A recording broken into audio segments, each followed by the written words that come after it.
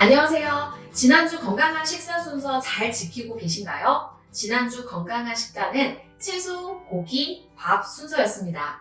실천하시면서 어려운 점이 있었다면 언제든지 저희 피트닉 식단 전문가가 도와드리겠습니다. 자, 오늘은 2주차 강의 탄수화물 줄이기 시간입니다.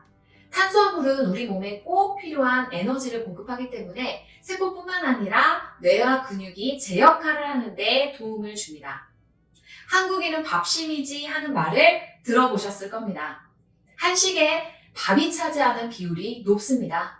한 끼 식사만으로 탄수화물 비율이 높은 편인데 최근에는 빵, 면 등 가루 형태로 정제된 탄수화물 섭취가 엄청 늘어나고 있어요. 또 간식으로 과자, 빵, 식품 등을 선택하는 경우도 많습니다.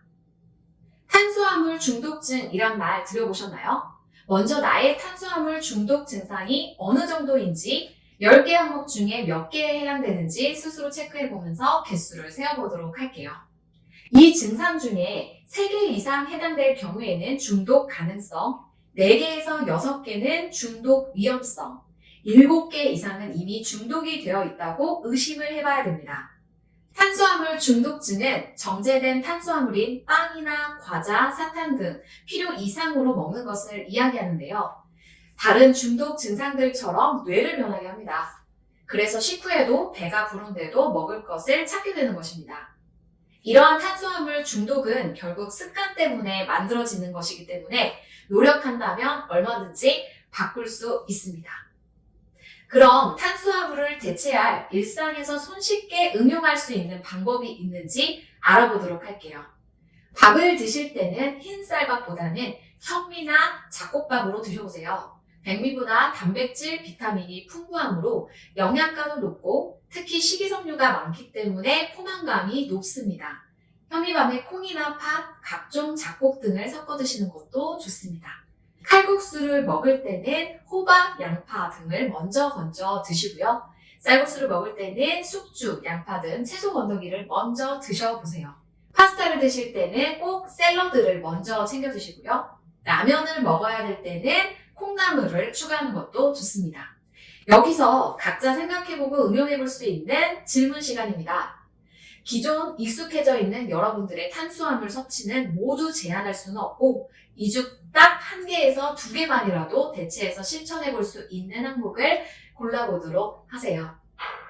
샌드위치를 먹고 싶을 때는 빵은 잡곡빵으로 고르고 채소가 많은 오픈 샌드위치를 추천합니다. 만약 외식을 해야 할 때는 샤브샤브, 회, 월남쌈 등의 채소 단백질 위주의 외식으로 대체하는 것을 권장드리고요. 사리를 추가할 때는 라면사리, 떡사리, 당면사리 대신에는 버섯, 야채사리로 포만감을 높여주세요. 식후빵, 과자 대신에는 30분 산책하기 등을 해볼 수 있습니다. 자, 오늘의 강의 마무리 해볼까요? 오늘의 포인트는 바로 탄수화물 줄이기였습니다. 평상시 먹던 밥의 양을 급격히 줄이기보다는 한두 숟가락씩 줄여보시고요. 당 떨어졌을 때는 주로 먹었던 과자나 빵류 대신 견과류나 방울토마토로 대체해보세요. 오늘 배웠던 것 중에 단 하나만이라도 실천을 해보신다면 그것만으로도 이미 성공입니다. 자, 그럼 다음 시간에 뵐게요. 수고하셨습니다.